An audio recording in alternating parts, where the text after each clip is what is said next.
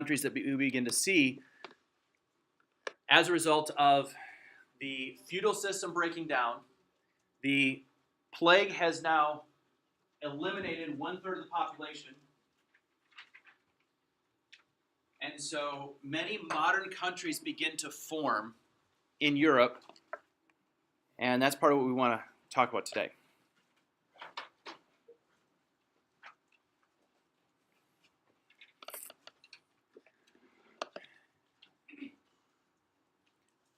So up to this point, we have primarily spoken of countries in the form of the feudal system led by a king or a noble lord who had enough people under his control that he could motivate his army to go out and conquer somebody else. They weren't officially a nation yet. However, we're going to start to see that forming, and they're going to move into a nation state, which this is a phenomenon that happens as people begin to understand who they are. They begin to understand that they have certain similarities amongst one another. And as people gather themselves together and understand that they have a huge benefit in becoming united, then they want to show some of their national pride by having a king or appointing a king.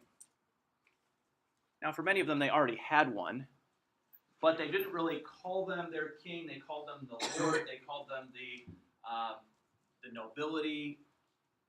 In some cases, they might have used the term king. But now that we start to understand them, as that people begin to understand themselves as an independent nation, they now can look at that monarchy as a symbol of their pride. But unfortunately, it also it plots the peasants against nobility.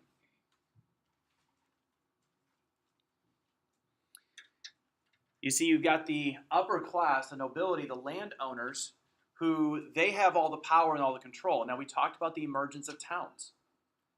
In many cases, most of the feudal lords still had ownership over the land that the towns were in.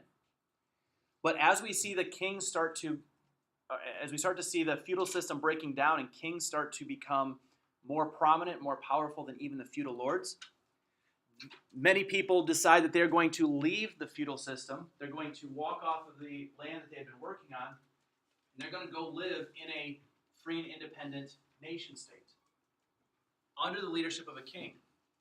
Well, that left many of the kings, or I should say feudal lords, many of the nobility without people to work their land. So the few people that were left, they had to work even harder. Haley? Well, many cases they were not legally allowed to, but at this point, so many of the king's knights have been depleted through the Crusades. They weren't able to forcibly make them return. They also have the issue that some people now are able to find free land that is not controlled by a lord, which that was not possible 500 years prior to this. You also have the issue of the plague, where the plague wiped out many of the laborers and many of the workers on the Lord's land. And so the nobility work the peasants even harder than what they had before.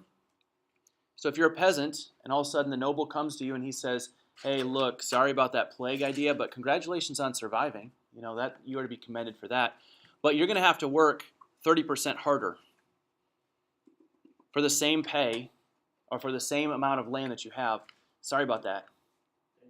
Oh, what's your attitude? Yeah, this is not going well. It already wasn't real great to begin with, and now you got to work 30% more. It doesn't go over very well. And so there becomes this huge amount of frustration and buildup between the peasants and nobility that eventually is going to erupt out into wars. One such war was the 100 Years' War. So this particular war was not necessarily all about feudalism, but it was about the rivalry between France and England. Now this is the French. Wait, No, not yet. No, we're still not there. We're still a little ways before we get to that point. But we're getting closer. So this 100 Years' War is a rivalry between England and France. So England and France continue to go way back to the time where they tried to steal each other's throne. In this particular war, it started when the French tried to take possession of a piece of land known as Flanders. And the reason they wanted that was because it was a very wealthy plot of land where they could make a lot of money. And if they took Flanders, then it was going to threaten the English trade. And of course, the English were not going to be happy about losing that. And to make things more complicated,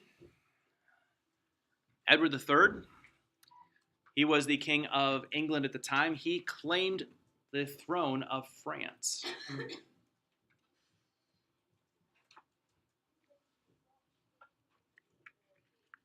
He claimed the right to the French throne.